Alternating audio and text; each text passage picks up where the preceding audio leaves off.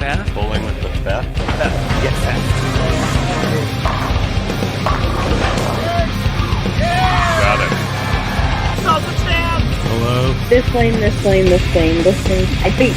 I would like to challenge Matt Prozac. Scotty Bull. Jason Belmonte.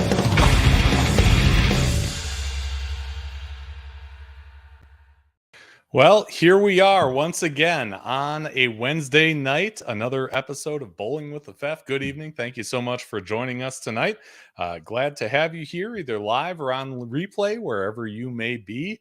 Always happy to have some interest in the show and talk bowling with you and really anybody who wants to hear it, right?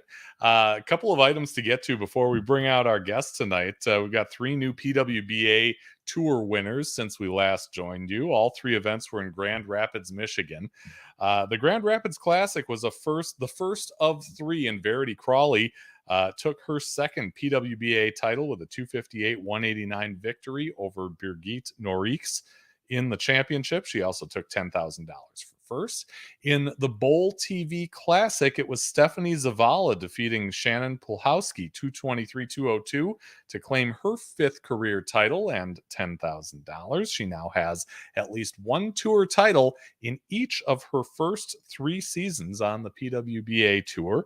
And just last night, it was Jordan Richard defeating Crawley 241-171 to claim the PWBA Great Lakes Classic. Richard, who also won the Spokane Open last month, now has 4 career titles on tour. The PWBA in Cleveland right now.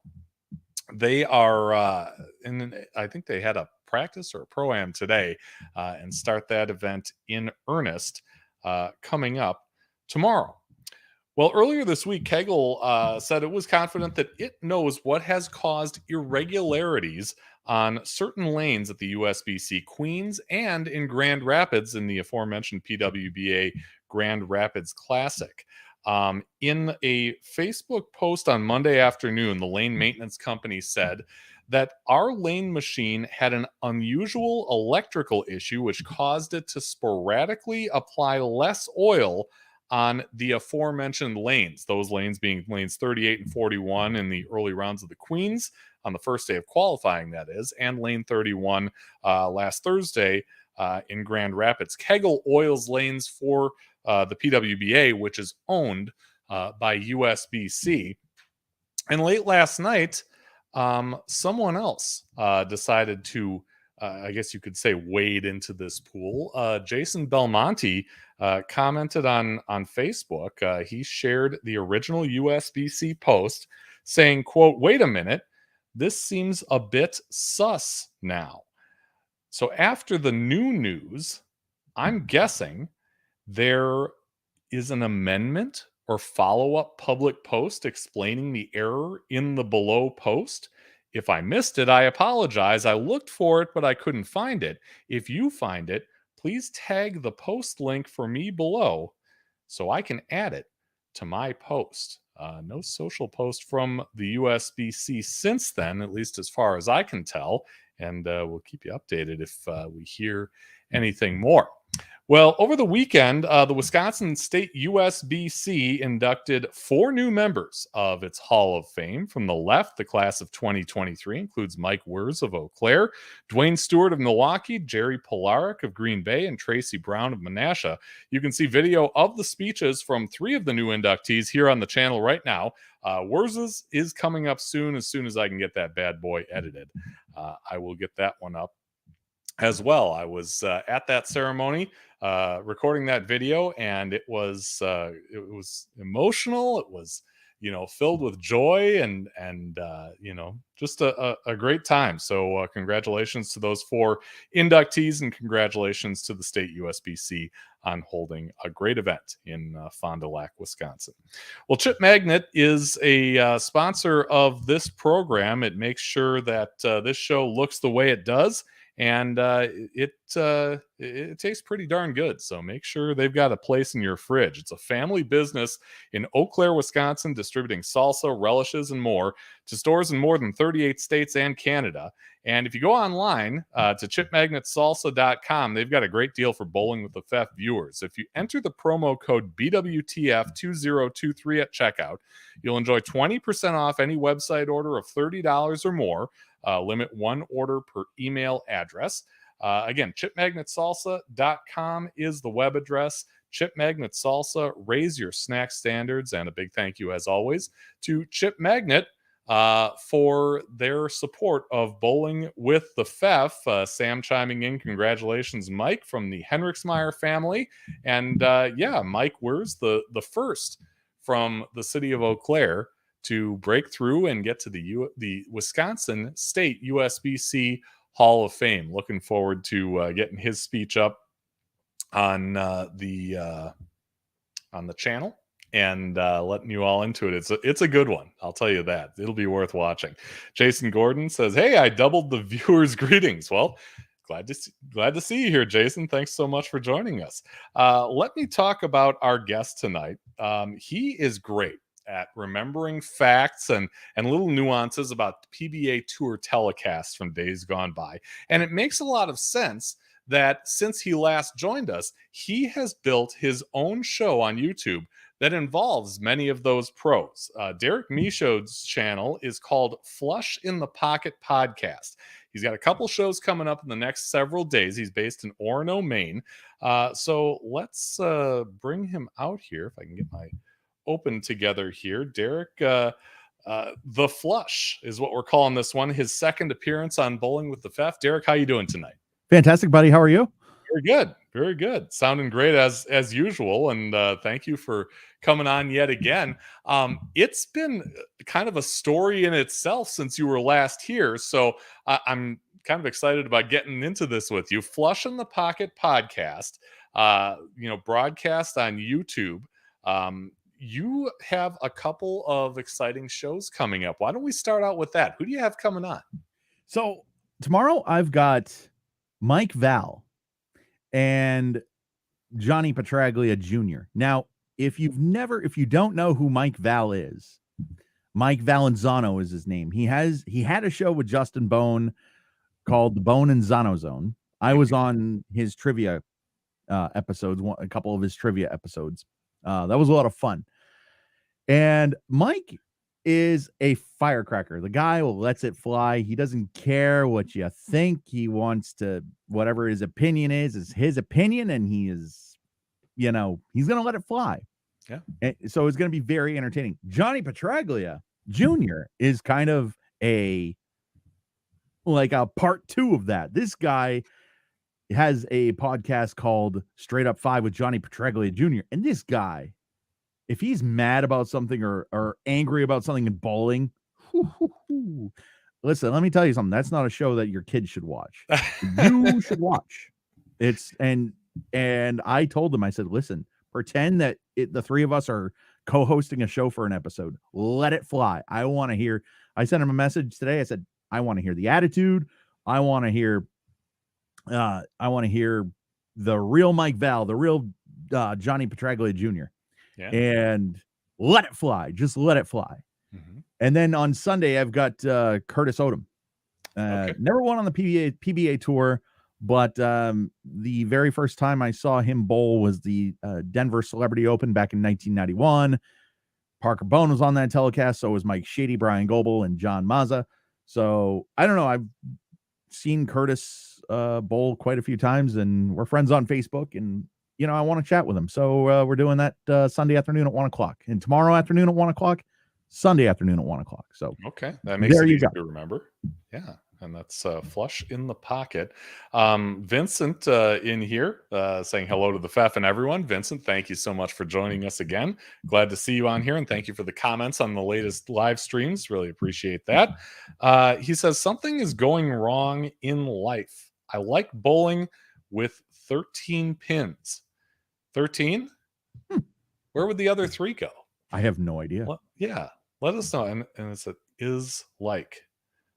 I like bowling is like 13 pins. Well, Vince, I don't know. let us know where the other three would go. Is he using speech to text like I do? I've sent you a couple messages. Like, what is that? Yeah, but I'm interested. Let us know where those other pins go. Jay Santos, of course, in the chat again. Hi, Fef. Hi, Jay. Thank you so much for tuning in live again. I know you guys kind of go back and forth a little bit in the chat on a typical show, so I'm glad to Hi, Jay. You here. Yeah. So Flush in the Pocket. You have an internet radio station, and it's called Today's Hot New Country B105. But you've also got Flush in the Pocket. Does your experience in internet radio, in general, kind of apply? Do you bring some of that stuff that you've experienced in radio to your show? Not really, because the only thing that it might have in common is your timing. And you have to be prepared. A lot of people have told me, hey, listen, if you're going to do a show, you need to be prepared. And, if you're doing a radio show, an air shift on a radio station, you got to be prepared. But the only difference is the only similarities are the equipment that I use. And, that's it. I mean, my knowledge, I hardly talk about bowling on the radio. Mm-hmm. And it's just, you won't hear my radio voice while I'm talking to somebody. And, it's just, that's relaxing. And that's my knowledge of bowling, period. It has nothing really to do with my radio station or anything like that. Yeah. Yeah, well, they're both great listens, so thank you. I would highly encourage folks to check both of those out. Tell me about kind of the origins of this whole thing. This isn't something we talked about the last time you were on. That was last April. When did the whole idea come about? And tell us about kind of putting that into practice. Well, I mean, honestly, it's people like you, and it's people like Mike Flanagan and Matthew Farber, Mike Val, Justin Bowen, and, Mike Val by himself, and, of course, Johnny and his crew. Now, because of you guys, I wanted to start this because I want to talk about bowling whenever I want to talk about bowling. I can't be like, hey, Fef, put me on next week. I got something I want to talk about. Yeah. You can't do that because you already have your guests. So I just wanted to take this and just start my own. And that's how that started. And it was originally going to be just something like my bowling opinions on certain things about bowling, professional bowling. And then I interviewed you, and I thought I was going to get 2 yeses, you and Parker Bone. The rest I thought, no, thanks. Good luck with your podcast. Bye. But really, honestly, Fef, you're a big catalyst in this because I really look up to you because you said, a lot of people said that I should start a podcast. And I said to you, geez, I think I want to start a podcast. I don't know where to go. Mm-hmm. I don't know what to call it. I don't know if it would be good. You said something like Bowling with the whatever, Rhino or whatever. I can't do that. So I wanted to come up with either 10 in the pit or Flush in the Pocket. I settled on Flush in the Pocket. Mm-hmm. And, that's just how I came about it. And after I interviewed Parker, who's one of my greatest friends in the world, I said, that's how I need to take this podcast. I need to interview. I'm prepared with this, by the way. Oh, the pro I will never meet. I finally met in 2013. I'm glad you said I had something in common with him. That I was willing to come on the show, but yeah, no, he's fantastic. He really is. Yeah, he really is. Yeah. So you come up with the title. You kind of have an idea of where you want to go. I think for all of us in content creation, you kind of start out and you're kind of walking on eggshells a little bit, and you get more comfortable as you go, episode by episode. How was that process for you? Was it, was it highly involved trying to get used to you broadcast on StreamYard just like I do, getting used to that, or just the format or anything like that? No, it's just like a conversation. We're just having, what's the difference between this and you over at my house having a couple beers? Nothing. Not really none. Yeah. It was just, I want to, these people do not have to come on my show. Mm-hmm. These people don't have to come on your show. Right. So I want to interview people. I'm going to ask them hard questions.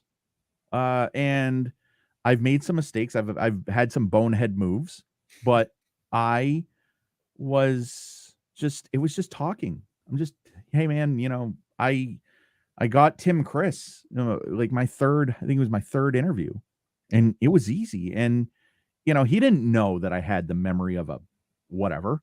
And, and it was like, it's uncomfortable having my memory.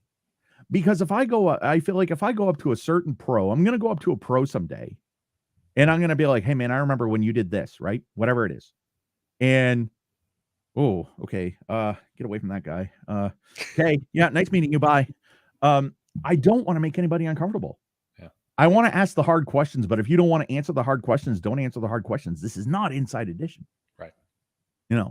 And I just, it's been pretty easy, honestly. Yeah. Easier than I thought it would be. Like so many yes. I got yeses. Like, what my fastest yes that I thought would be my slowest? Yeah. Norm Duke. Oh, wow. I messaged Norm on his fan page. I was like, hey, I'm just going to throw it out there. Norm's not going to message me. He's done bowling and he probably gets a lot of messages. Yeah. The guy reads it and he's like, hey man, here's my number. And I'm like, okay. Yeah. So, yeah, it's been a lot of fun. Yeah. Yeah. It's been a lot of fun. It's been so awesome. And isn't it cool to learn that a guy like Norm Duke or a guy like Parker Bone that you would see on TV and not know really personally at all could be as genuine and as gracious with their time as they are? Yep. I mean, those are two great examples. Absolutely. Yeah. Absolutely. And I mean, like I said, Parker's one of my best friends in the history of the world. Norm, I want to be friends with. The reason I started this podcast is I'm already friends with pro bowlers. My goal is either at the end of the episode, hey man, you're a buddy for life now. Let's, we'll chat sometime soon. Or, hey, thanks for having me on. Good luck to you. Mm-hmm. Whatever. So if they want to have a relationship at the end, great. If not, and I'm not trying to sound like Dr. Phil or I'm on The Bachelor or anything like that. You know what I mean? If you want to have a friendship at the end, great. If not, I understand. Yeah. Yeah. Tell us about kind of how the donuts are made. How do you go from nothing or a simple idea and create an episode? I'm talking, landing a guest. You mentioned about Norm Duke, just, messaging him and he was into it. Do you do research before going on? What is that process like for you? Now, I don't want to sound like anything, but this is just genuine coming from me. Okay. Yeah. I don't really have to do, I've watched these guys so much. I don't have to do research when I talk to Parker Bone. Yeah. I don't. If you watch that episode. Yeah. I told him he won on the 16th of December of 2007. And he's like, man, you got that knocked out. And I'm just, I just do. I don't, but some research, yes, some no. When I did that interview with Ernie, I had to watch his match with Randy and his telecast just to see, because Ernie Schlegel is an 80-year-old man. I did not grow up watching Ernie Schlegel. Sure. Because you don't know when you're watching bowling at the age that I'm watching bowling. Mm-hmm. Like I've said before, I think on our last episode, I did not know the significance of Pete Weber, Marshall Holman, or whoever at 9 years old. Right. I do now. Yeah. But, some research, yes. A lot of it's memory. Yeah. A lot of it is memory. And the key is you have to write everything down. You have to write everything down.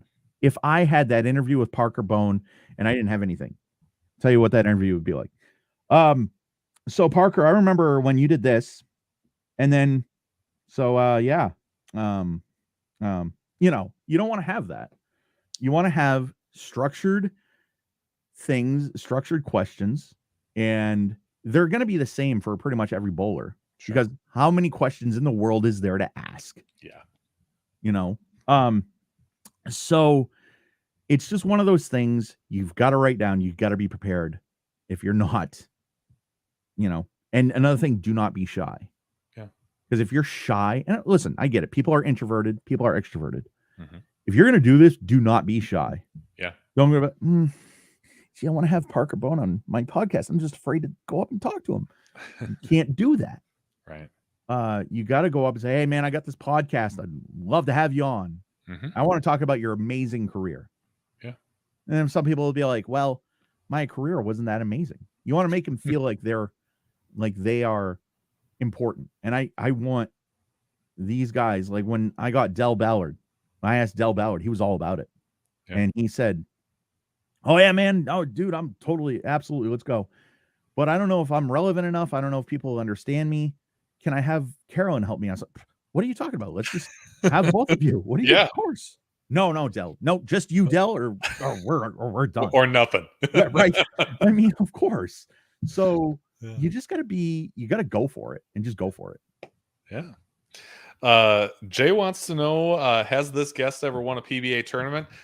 Derek, I think you're in the same boat with me where I don't know if either of us will ever end up winning on the PBA tour. I have 18 titles on Brunswick Circuit Pro Bowling for PlayStation, and I have 24 on the new PBA Pro Bowling 2023 for Xbox. Thank you. And that is a bunch more than I will ever have on either of those games or in real life.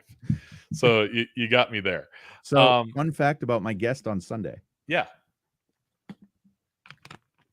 I shot 300 at him on Brunswick Circuit Pro Bowling. Stupid facts. Thanks for letting me do this. And it was 300 to 214. When I found him on Facebook, I messaged him and I was like, hey man, how you doing? I'm a big fan of the PBA. By the way, I bowled 300 against you on Brunswick Circuit Pro Bowling. You know, and it was 300 to 214. My memory. There you go. Yeah. And he was cool about it. It was cool. That's so I'm sorry for that. Just because of that comment, I think your ratings went down a little bit. I'm sorry, man. No. It's not rated like a TV show. No, you're good. You're good. I still get to come back next week, regardless of what happens. Jason says, guys, a shout out to you, please. If you never saw it, see it. But Norm's bowling video is one of the greatest videos I have ever seen. And that could be interpreted a couple different ways because we've actually both interviewed him. Yep. Derek had him on live. I want to say maybe a couple months ago. Yeah.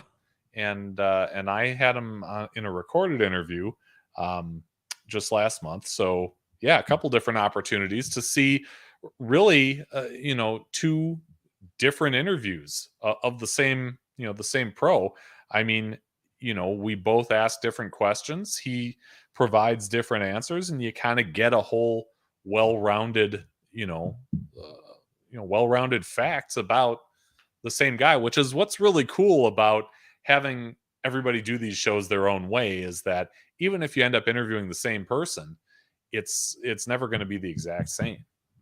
Yeah. And that's the thing too. When I started this podcast, I had to be careful because you want to talk about your bowling story. Yep.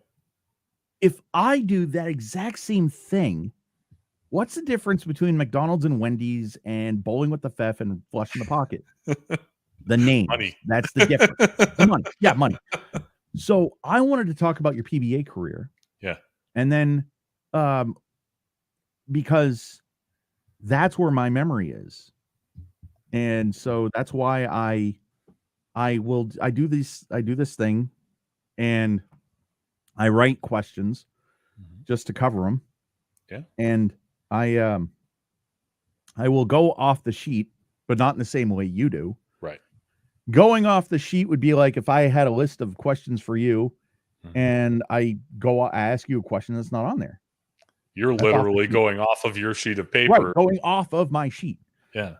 So I had to be careful. when I started this, because there are ways to do this podcast. There's only a couple of ways to do a podcast. And I don't want to copy anybody, but I'm going to end up copying because, I mean, come on, how many ways is there to do a podcast? Yeah, for sure. Jason mentioned it's a bowling DVD. So Norm must have a DVD out there, one that I haven't seen before. Have you?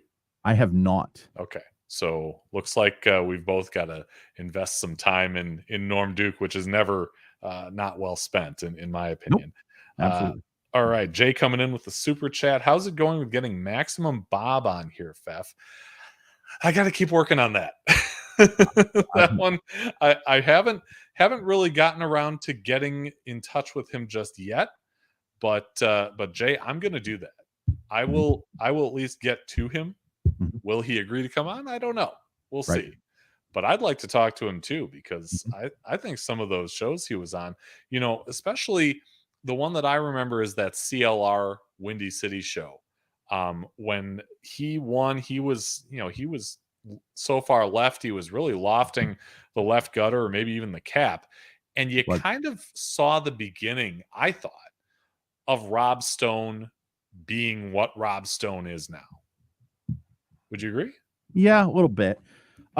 He came up with Hambone. Rob came up with Hambone a little bit before the Windy City Classic. I think he came up with it, like, I don't know, Detroit or something like that. But, Rob was... Rob is not a bowling knowledgeable person. Nice guy, but he doesn't have the knowledge that a lot of them do. And so Rob is a entertainer. Rob, if he gets entertained by something, he's going to yell and scream. And so I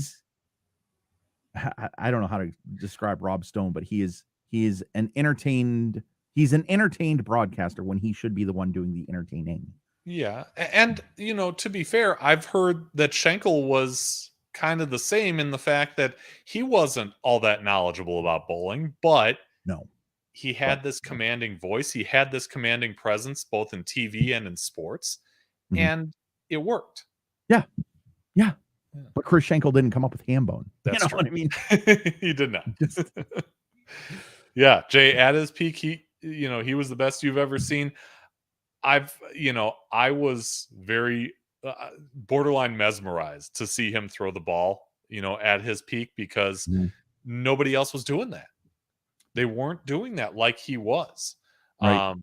Every so often you get a guy, I think of Kelly Kaufman, or, the original no thumber, Mike Miller is one that comes to mind, where it's just, it's mesmerizing to watch them do that and, see people throwing a ball in a way that I know I never could. Oh, right. Yeah. And I think that my favorite thing when I was growing up is to watch bowlers hold the ball down low. Del Ballard, Marshall Holman, Tony Westlake. Yeah. I don't know why, but I was fascinated with that. Sure. I just was. And I tried to emulate it. I was just, that wasn't happening. Yeah. But I saw Robert Smith in 99, Milford, Connecticut, July 31st, shoot a 136. Oh. And a year later, and this was in those preliminary rounds that they were doing on Saturday before the show on Sunday. Oh, and sure. He shot 136. He didn't have the greatest look, and that was before he changed to the Sarge Easter grip in 2000. When he changed to that, I mean, it was a world of difference for him. Yeah. And he started winning his titles at the US Open in 2000, and then, I mean, won 7 titles in 7 years? Yeah. And he's still, I mean, obviously he's not on tour anymore, but still bowling. He does his league live live on TikTok every week, at least during the season he did. So that was kind of cool. But he's still out there. I'm going to work on that, Jay. Yeah, absolutely. You have my word. Notice how I didn't put a hard and fast time or deadline on that, but I will work on that. Trust me. Right. So Jay wants to know, remember when he took on Norm Duke in the TV finals? He was only 19 years old. So I'm assuming his first televised. So that fair? was, I'm assuming that was Quaker. No, hold on. That was AC Delco in 94. Okay. Norm Duke had the big beard, and Robert Smith was this young kid. You could tell he was nervous. He was sweating to death. And on that show, that whole week, they were playing. I think they were playing straight all week. If I remember from the Miller Milestones with Robert Smith that ESPN did. And then all of a sudden they're opening up the lane on the show. And then 6 years later, Robert Smith and Norm Duke are playing the same line. So Robert Smith is playing the same line in Arizona to win that title. And, I mean, definitely Robert Smith is one of the best. Yeah. Should be in the Hall of Fame. Yeah, definitely. He ended up with what, 6? 7. 7 titles. Mm-hmm. Okay. Windy City was his last. Yeah. Let me take this opportunity to remind people to subscribe to the channel. As Derek saw last week, I'm up over 1,000. So the goal now is 2,000, right? You got to congratulations, by the way, man. I mean, seriously. Thank you. You got to kind of keep growing. But thanks to all you who have subscribed already. For those of you who haven't, remember, all it takes is a click. You can be the first to know when we go live with new content or upload a recorded video. So you click the button to go live.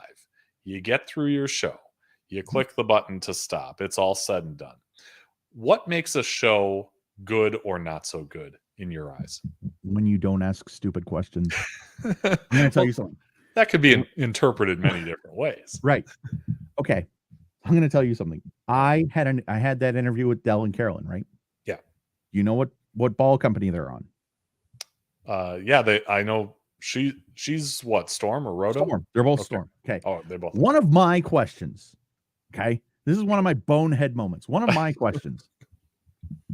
So, Del and Carolyn, what do you think of the bowling ball controversy going on right now? Oh boy. Well, here's the thing. Hey, I mean, what do you think of Chad Murphy banning balls from your company? But hey, it's something that they've got to expect that is going to be asked of them.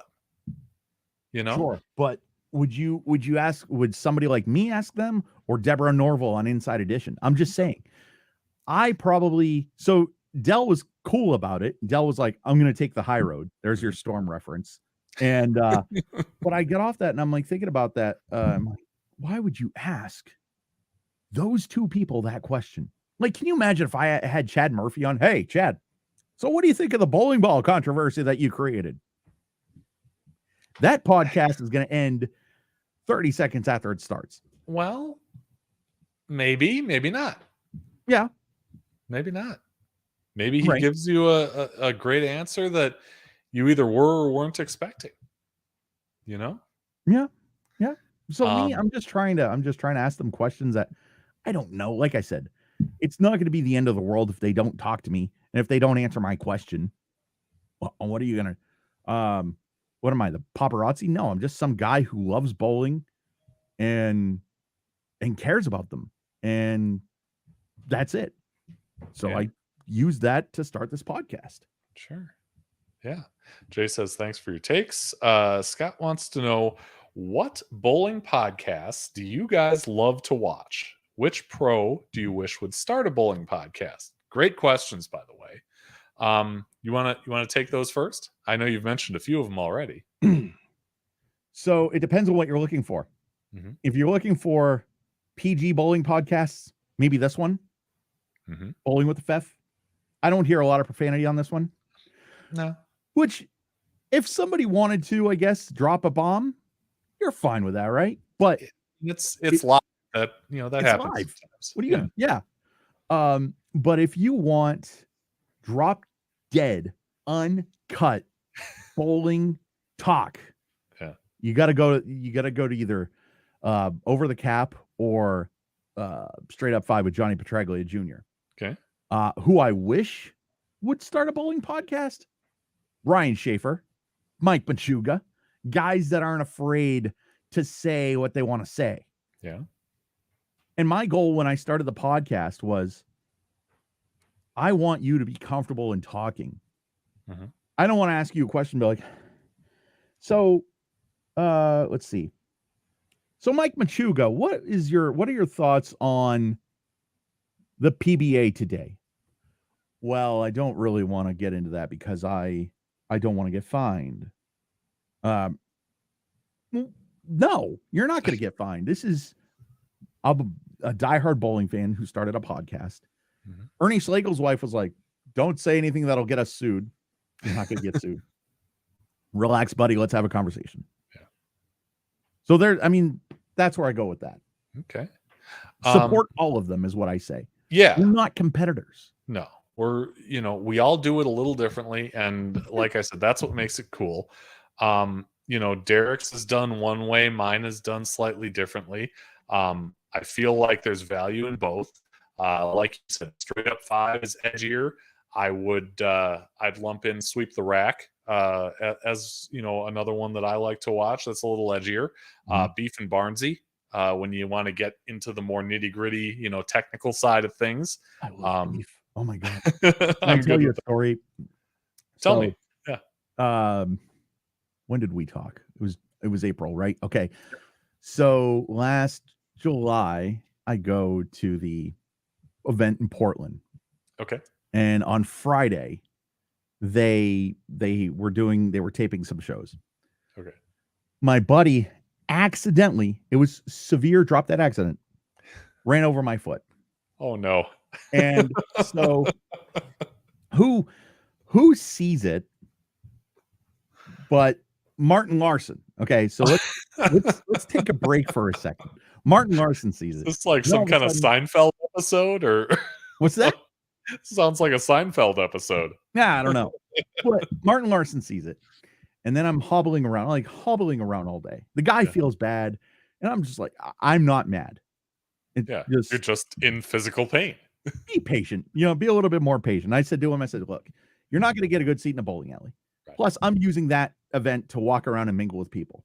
Mm-hmm. So that's why I tape it. So anyway, I'm getting Stuart Williams' autograph. Okay.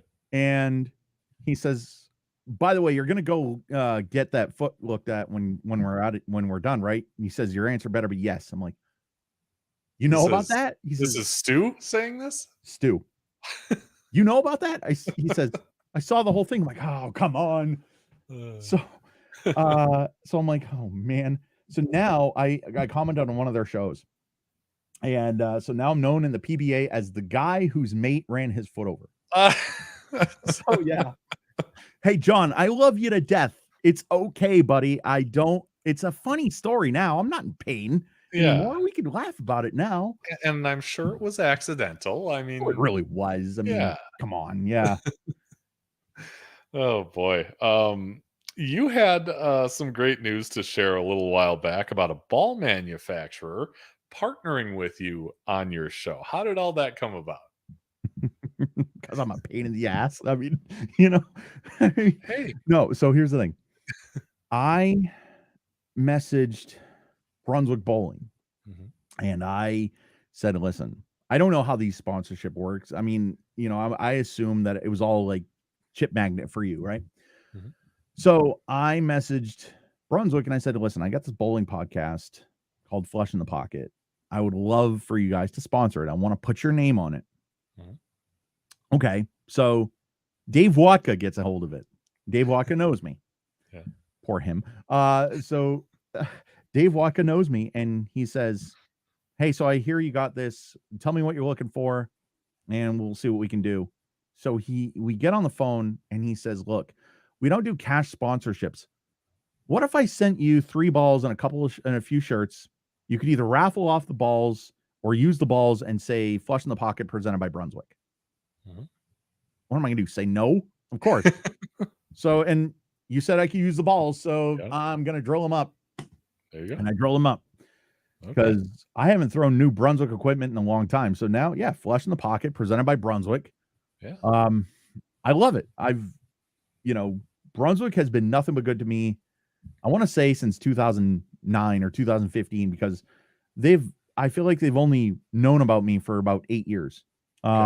Maybe a little bit longer, but I mean, ever since we've gotten in touch with each other, they've been nothing but good to me. So it's a dream come true. Brunswick, you know, I don't know. People look at me as a Brunswick staffer. Now, I am not a Brunswick staffer, but I try to conduct myself like I am one. Mm-hmm. I wear these every time I bowl. Mm-hmm. I put the Brunswick logo on every shirt, put my name on the back. I feel like that's important. A lot of people hate their name on the back of their shirt, but I feel like if you're going to support the brand, you need to put your name on there so the people, hey, I'm Derek Michaud and I support Brunswick. Yeah. So, yeah. Well, that's cool. Okay. So let's get into some of the folks that you've had on the show, because I was able to, get in touch with a few of them. You mentioned Tim Chris. He came on in February. Mm-hmm. He told me that he really enjoyed his time with you on the live stream. He said he doesn't often spend a lot of time reflecting back on his bowling career, but your questions really had him reflect back to the many of the good and some not so good parts of his touring career. He said you did put him on the spot a little bit when you got into the discussion regarding the greatest player ever, in his opinion, which he said Walter Ray. He said he thinks he could talk for hours on how much the game changed during his 15 years on tour. He said today's players have great talent, but they will never deal with the lane transitions like they did in his era for many reasons. He said that Derek brought this conversation up, and honestly, it's something we could have spent hours on if we had the time. I thought that was a great show because, I remember Tim bowling on the tour and, having some success. I think he was another one who was around 5 or 6 titles. 5 titles. Okay. Tell me about that show. How'd you come out of that one? Good, I enjoyed bad? that because, again, I'm Facebook friends with these guys, and I think that all I'm going to get is, hey, we're Facebook friends, fine, Yeah. But I didn't realize, I mean, these podcasts take an hour and a half, or sometimes 4 hours. Yeah. Ernie Schlegel. So why would you spend an hour with me when you don't have to? Right. I know these guys don't have to. So coming out of that, I was like, man, that's cool. I really got a chance to talk with Tim Chris. Tim Chris, great bowler in the 90s. Good to see that he's doing well. I want him to know that in my heart, he's always going to be relevant. And anybody that I interview, past, present, or future, always going to be relevant. As long as I'm alive, you're a household name. I don't care if you're Tim Chris or Jason Duran. So I love bowling, and the fact that those guys give me their time when they don't have to it doesn't mean anything to me. It means everything to me. Yeah. You know what means everything to me is this right here. That Jay thinks that I'm a class act and a real professional, and my prep work is second to none. Good job, Jay. Yeah. But then he follows it up with an LOL and says, "Don't pull a Schlegel." That's right. Jay will keep time for me. So keep this thing moving along. Now, hold on, let me get my notes. Hold on. No, we're not. Thankfully, we're not quite at 4 hours yet. But no, I thought it was a great show, and he, it's interesting because I didn't realize that he was good friends with Walter Ray, and it takes a show like yours to kind of open things like that up to schlubs like me who just remember seeing him on TV a time or two. Well, that's the thing, Fef. When you see somebody that says, I'm going to throw another name out there, right? Sure. I don't like Sean Rash. I do. Okay. I'm just saying. I'm not saying me. Yeah. Let's say if somebody says, I don't like Sean Rash. Why? Yeah. Because of his antics on TV. Really? You're going to judge a man by an hour and a half? I've spent time with Sean Rash. I've spent time with Tim Chris. I want these people to know that they're important, that they are relevant. They're always going to be relevant. If I'm the only person I can control in this world, so I want you to know you're relevant to at least one person, and that is me. And I'm the biggest bowling fan I know. Yeah. So the fact that Tim Chris and my door's always open to him. And he wants to chat again. He has a spot. Yeah. He's a great guy. Absolutely great guy. Yeah. Okay, so Jason says he's got a funny Ernie story. Wish he could have asked him about it. Is there more to this? Jason, you typing more? Let us know. I think it's ... We might want to hear some of that. Right. So I also reached out to Mallory Clark. You had her on the following month. Mhm. She also said she really enjoyed being on the show. She said you do a great job of keeping the conversation going, and that your off-the-cuff joking makes it a really relaxing, fun experience. She said that you're so personable and very knowledgeable about bowling. She would absolutely be on your show again, ding, ding, ding, if you wanted her to. She has it open. Absolutely. Yeah. There's another one, and she's from Maine, just like you. So, Yeah. I mean, did you know her before? Funny thing. Met her in 2012. Oh, cool. Her husband was my childhood idol. Ah, okay. Like Jimmy Clark to me was like, I don't know, the god of bowling. Because here was this guy, and I've known him for 30 years. Here's this guy, this big ass backswing. Guy can hit the ball like you wouldn't believe, And when I say hit the ball, I don't mean like baseball. I mean like hook it. Right. Yeah. Hit it at the bottom. And he's just the nicest guy. And whenever I talk to him, whenever he tells me a story, I always want to chime in and ask questions. Like, oh, so I was bowling Tommy DeLuce and I left a 10 pin. Oh, yeah. So what ball were you throwing? And I want to cut him off and I don't want to be disrespectful. Shut up, Derek. I'm telling you the story. Yeah. So Jimmy, I met Mallory in 2012. We were going to Lewiston for the state tournament. And so he was like, hey, I got to go pick up Mallory in Augusta. And I'm like, okay. So we go pick up Mallory, and that's when I met her. And, we didn't talk. That podcast episode was the first time that I actually ever sat down and had a conversation with her. Okay. And she's great. Yeah. She's great. And it was awesome. Anybody that has ever been on my show, you are welcome back. 100%. Even Ernie, especially Ernie. Yeah. No, that was another good one. I remember seeing her in that little supplemental event at Bayside when they had the league there. I want to say maybe 2 years ago. So, yeah, she was part of that you were talking about. But and the thing I found interesting with her is, she kind of grew up into hockey and doing that, not bowling, right? But then kind of making the transition and really making it well because now she's a touring pro. Yeah. And she's got the, I want to say, let's see, the cheapest version of Mike Jasnow that money could buy. And when I say that, Jimmy, a lesson with Jimmy, I think is what, $80, something like that. If you were to get a lesson from Mike Jasnow, what would that cost you? $500 maybe?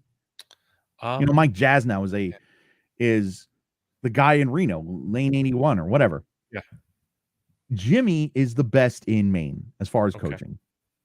And he's proven that he can be a coach. He's got the credentials. If you want to be a bowling coach, you at least have to have 800s and 300s. I'm sorry. You just do, because you understand. That means you understand more than, hey, get your hand around the side of it. Yeah. You understand oil patterns. You understand ball placement. You understand ball shape. You understand ball, whatever. Jimmy is the best coach locally ever. And I mean, that's why she's a pro. Yeah. Because of what he gave her, but what she did with it. Yeah. He can give her anything he wants, but it's what she does with it is the important thing. Yeah. So. Yeah. You got to have the drive. You got to put in the work, and I'm sure she has. Jay wants to know what state you're in. And yeah, we've mentioned that he's in Maine. Is there anything about the bowling scene, in Maine, in Augusta, Portland? Augusta's my favorite house. Yeah. Anything we should know? I mean, there's a couple there's a bowling center in Brunswick that closed. Maine's got very small bowling centers. The biggest bowling center is 34 lanes, but it's 17 10-pin, 17 candle pin. Okay. In Maine. I don't know. People say that bowling is a dying sport, and people say it isn't. But bowling in Maine, you're not going to see these big houses. You're just not. And it's too bad. And you're never going to see the, well, I don't know, let's throw a name. The Pine Tree State Classic, where you have like 18 games of qualifying, 24 games of match play, whatever. And you're never going to see a regular PBA event in Maine except for the PBA League, because it's a small, you can do it in where they do it. And it's just a fun little thing. It's a great thing. But I mean, bowling in Maine, it's not a hotbed. I'm sorry. It's just not. Yeah. But there are some good places and there's some questionable places. Okay. Yeah. You should, I've talked to you for months, more than a year now. You've told me you're from Maine every time. You're not fooling me, right? You're not from here. No, I have no idea what that is. No, I'm not. Definitely not. That's in Eau Claire, Wisconsin. What's that? That's in Eau Claire, Wisconsin. Oh wow, there you go. No, I'm definitely not. But no, I am from Maine, and and it's my home. Yeah. This is my home. Jay says his buddy from Massachusetts talks about candlestick bowling, and he just laughs at him. Pin, buddy. Candle pin. Okay. I've never tried it. I'd like to, though. Yeah, I've tried duck pins. A lot of people say it. Like my buddy says he hates it. It's not real bowling. He calls it nickel and diming, and it's like, look, I mean, if you're throwing a ball down a lane and trying to hit a pin, whatever the pin looks like, you're bowling. Come on. Bowling. I'm a 10-pin bowler and I love candlepin bowling. Yeah. Hey. And he says, no offense, just doesn't seem like bowling to him. Oh, no, you're good. You're good. No, everybody's got their opinion. I mean, absolutely. Yeah. So after Mallory came on, a week later, you had Michelle Sterner, who many would know as Michelle Frank in her touring days. Yep. She said that she enjoyed being interviewed by you. He said your questions were by no means intrusive. You're very passionate about bowling, which she loves. She says you have a heart of gold. Definitely wear it on your sleeve. She says you guys have been friends on Facebook a long time, and you go back and forth about the Bruins and the Sabres. Oh yeah. I love Michelle. Seriously, Michelle is I don't want to be intrusive. Yeah. Well, I mean, what if today's guest, we're gonna have Andrew Pfeffer, and Pfeff, what's your social security number? Yeah. That's intrusive. Like I don't want to be intrusive. You don't want to answer a question, don't answer a question. Right. Let me know. That's why I send you the questions and say, whatever. But Michelle I love Michelle. She's the sweetest person you'll ever talk to. And yeah, I go back and forth, and that podcast was fun because I think the Bruins just spanked the Sabres either the week before or the night before or something. It was awesome. And it was so you're in your glory. I'm in my I'm loving every second of this. And no, Michelle's a very sweet person. And when we talk about that, and I think one of the questions was like, I can't remember, but she's just, I don't know. She's just a sweetheart, and everybody that knows her, doesn't know her, get to know her. Please be nice to her. Just don't be mean to her. She'll do anything for you. Yeah, and she comes off that way. Oh yeah. Oh my God. Yeah. She certainly did in that interview.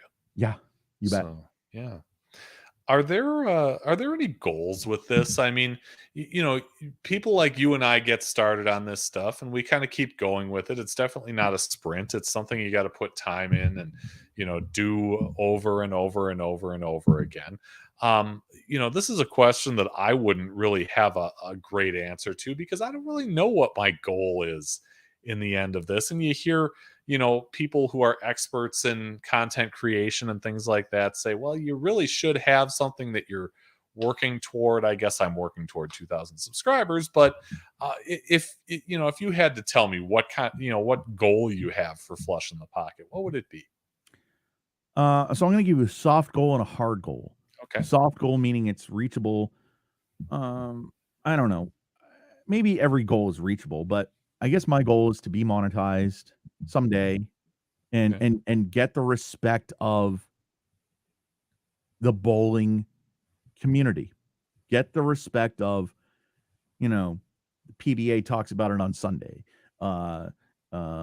You talk, like you won't stop talking about it, and I love that because whenever I say something to you on your podcast, you're always, hey, he's got this, and I appreciate you to no end. Yeah, I want to grow this and be a part of the podcast community, and I want people to be as respected and as valued as the others. I guess another goal would be whether you are dragging your feet to come on or you genuinely want to come on. Because, I mean, let's be honest, every guest that anybody has on a podcast, there are a few guests that might be like, I don't want to be here, but I'm going to shut this guy up and just go on the show. Just what's an hour? I want people to feel better about themselves after they talk to me. And I would say, maybe the more likely possibility too is that maybe you caught me during a really hectic week and I, didn't have the time to get back to you in the moment. I forgot a week later, but then later on I realized, and I really did want to be on the show. It's just, life's circumstances sometimes get in the way, just unbeknownst to, you or I, the person who's making the request. Right. Because that happens too. And a lot of times I'll get, okay, so when do you want to do this? And I'll say, well, look, I'm the least busiest person I know. I just am. Okay. But I say to them, I said, when I contact a pro and say, hey, Mike Albee, I want you on my podcast. And would you do it? Yeah, I'll do it. When do you want to do it? Well, I do it Saturday nights at 8:00. Oh, that doesn't work for me. But Monday at 5 does. Then you do it Monday at 5. This is the pro. Once the pros say yes, I lose all control. Because when they say yes, I can do it at this time. Then I do it at that time. Now I'm sure you're going to get to it, but I talked to Don Moser at 11:00 at night, Andrew. Eastern time on a Saturday night, 11:00 my time, 8:00 his time. Why? That's the time that he was available. Sure. I double dipped. That interview with Norm Duke, I was talking to Adam Colton an hour before. Sometimes you have to do that. Yeah.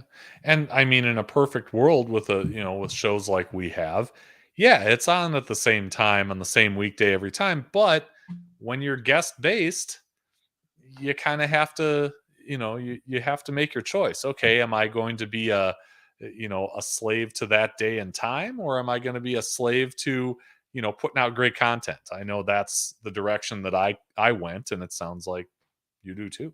Well, so here's the thing. My original goal, if you were to ask me, drop dead, when do you want to do your podcasts? I would say Saturday nights at 8:00. Why? No other podcast is on Saturday night at 8:00. That's true. I wish Johnny Petraglia Jr. was watching this episode.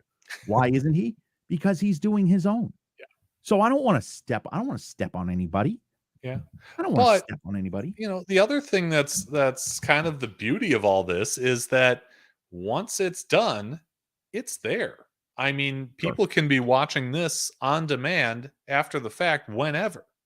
So, just because I didn't catch Straight Up 5 live tonight, I can still catch it, tomorrow. Just because whoever's watching Straight Up 5 didn't catch this show live tonight, they can still watch it tomorrow.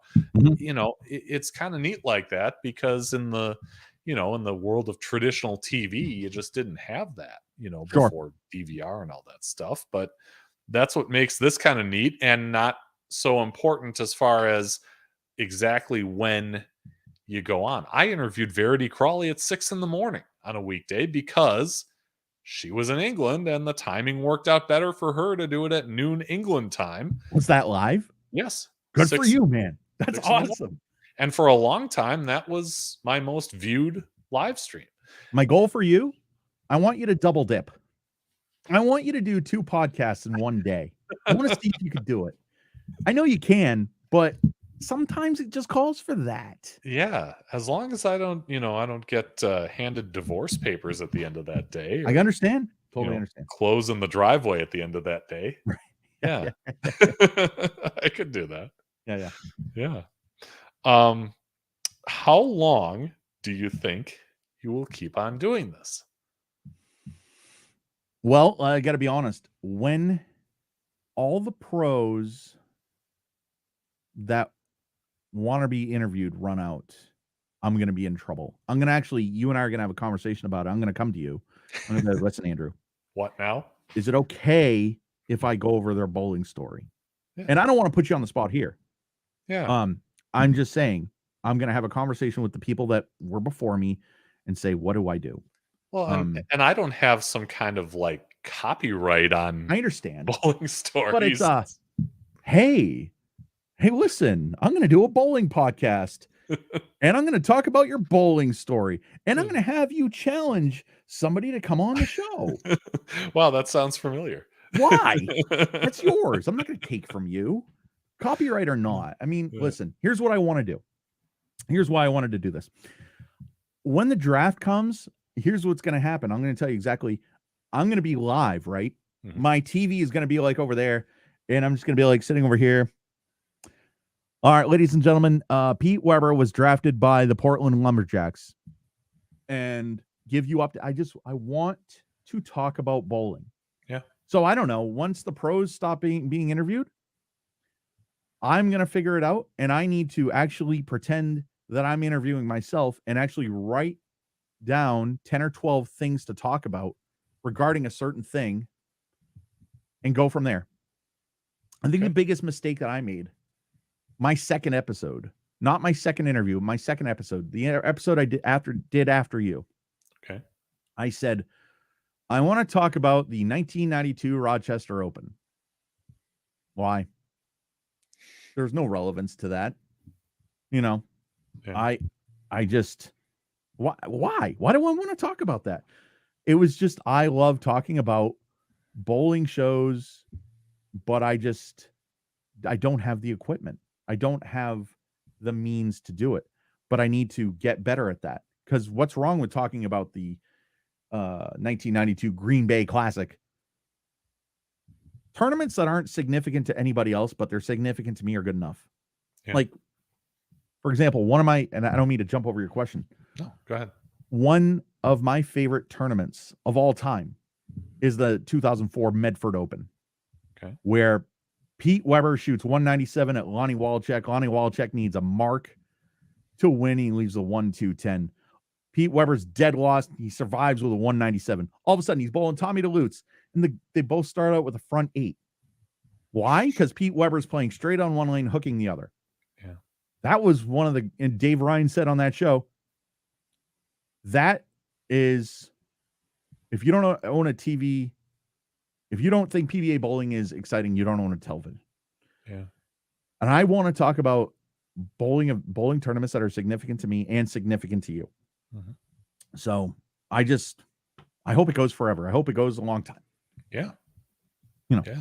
So, well, I don't think, I don't think YouTube's going anywhere. I don't think, right? I hope bowling isn't going anywhere. PBA bowling, I'm hoping we're, Chad's trying. No, anyway, we're on the upswing and, doing, we're going to have more and more events and all that good stuff.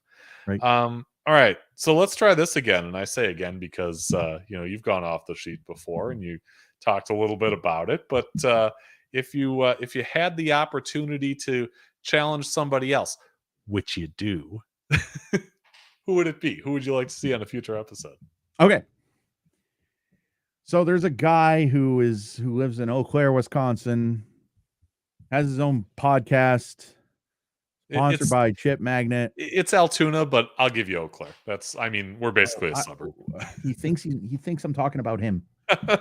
I am talking about you. It's your turn. What's your bowling story, man? Oh, that's a good, that's a good question because, I've mentioned on this show before. In fact, he was a guest of mine. And early in the run, I had a gentleman on named Joe Buchholz. Okay. And Joe unfortunately passed away last summer. Mhm. And Joe had asked me a couple times, how are you going to tell your story on your show? And I really never gave it a ton of thought, but Mhm. I probably should. Um, and especially because, you've like in your show, you've got a video. What's the purpose of Flush in the Pocket? Why does it exist? Mhm. Last week Randy Brown was on. He has a video that he made for a Kiwanis group, but here's the story of the Prodigy Bowlers Tour, what it is and why. Mhm. And in some way, shape, or form, I probably should have some kind of, way of telling, my own bowling story, right? And you got to do it in the same way you do it with us. Right. You got to say at the end when you go off the sheet, now I challenge so and so. Now I have Sure. a surprise for you. Okay. Okay. All right.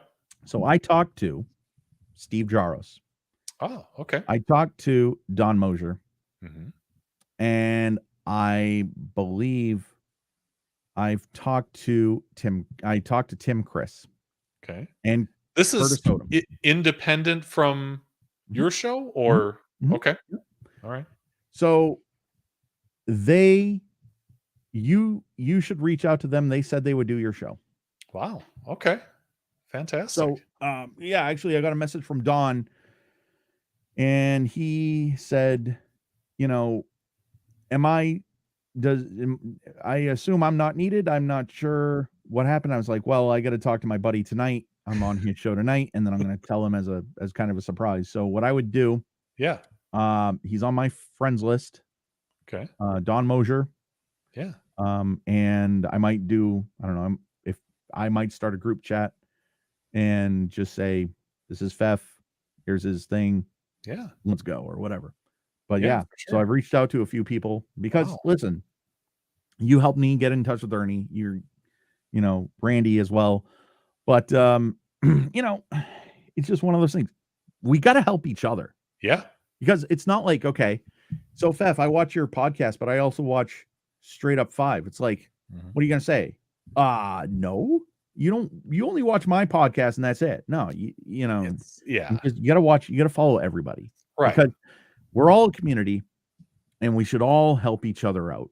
Especially if we all have that same goal of growing the game. Yeah. We're not going to do that separated in our own little, cliques. Yeah. I mean, so. That's awesome. Yeah, it really is. And I love it. I'll do it as long as I'm allowed to. Yeah. Thank you. I appreciate that. Yeah.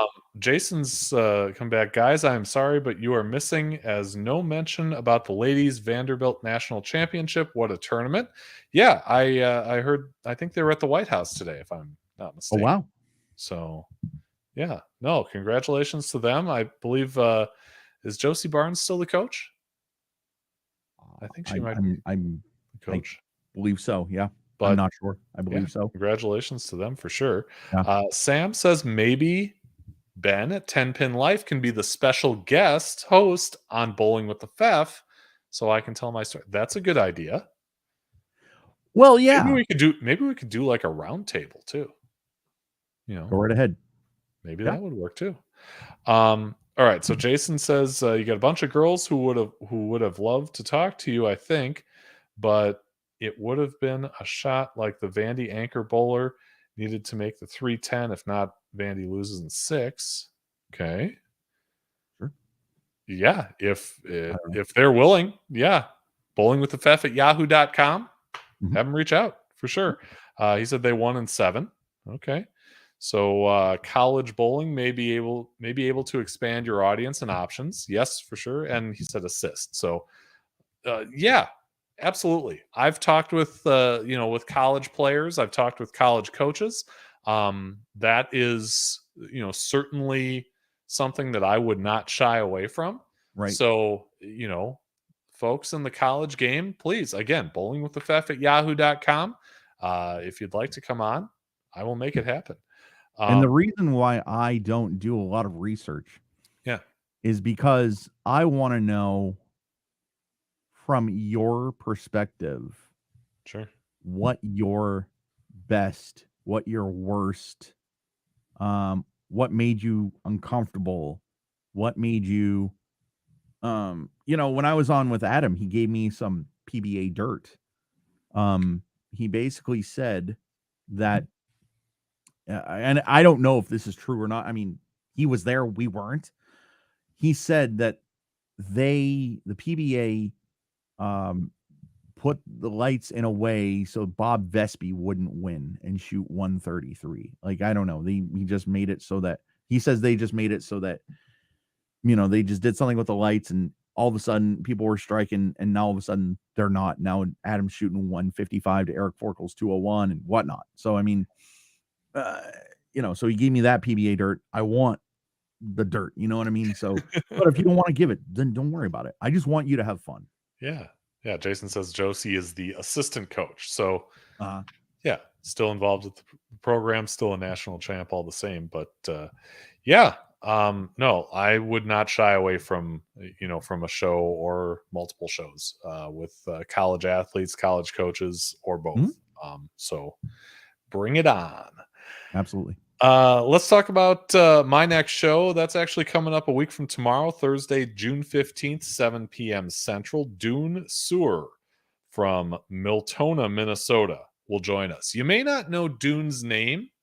He was a competitive bowler in the Twin Cities in that area of Minnesota, but he drilled bowling balls for me at Spectrum Lanes in Maple Grove, Minnesota when I was a junior. But I guarantee that he has drilled bowling balls for some folks that and probably some of the viewers too. So we will have stories about that. You like that kind of tease language there? Yeah, absolutely. Yeah. Dune's taking on a challenge from Pat Humphrey back in episode 17, and he will join us Thursday, June 15th, 7 p.m. Central. Don't miss it. Of course, if you do, you can always watch it on replay. We're not like that, but Derek, tell us where we can find you. We mentioned it before, Flush in the Pocket podcast, which is right here on YouTube, just like this show. And Flush in the Pocket podcast tomorrow. We got Mike Val and Johnny Petraglia Jr. And then Sunday you got Curtis Odom. Also got a possibility of Michael Haugen Jr., Liz Johnson, Randy Peterson at some point, Bugsy Kelly. So many great people. And of course, every weekday from 3 to 7 Eastern time, I'm the blind guys driving you home with 10 songs in a row every hour. Today's Hot New Country B105. And, you sound like one of those radio guys. Oh, yeah. Thank you. I appreciate it. So, maybe it's because you are one of those radio guys. I am one of those radio guys. So, yeah. And very, very fortunate, even though I'm on internet, that I have built friendships and connections with people that are so much bigger than me. And they are so welcoming. Some of them are, some of them aren't. But I mean, it's just, today's Hot New Country B105. That is my baby. Yeah. And I'm trying to make a big thing with that. So sure. Yeah. You can find that at b105radio.com or the Live 365 app. Also, if you say, Alexa, play, ask Live 365 to play B105, and you're all set. You're listening on your Amazon device. So there's so many ways to listen in today's Hot New Country 24 hours a day, and I'm on the air from 3 to 7. So check it out if you like country music, or even if you don't. Jason, thanks guys, great show. Great to see YouTubers and bowling helping each other out. Absolutely. Love that. Jason, I better see you tomorrow at 1 o'clock Eastern time. Yeah. No, that's great. Yeah. Derek, thanks so much for coming on. Continued success with Flush in the Pocket with B105. Thank you. And on knocking over those pins with those Brunswick bowling balls. Hey man, thanks a lot for having me. I really appreciate it, Fef. Yeah, you bet. And thanks to everyone who tuned in. Always appreciate that. Remember, we'll be back on this coming Thursday with Dune Sewer. Until then, have a great week, everyone.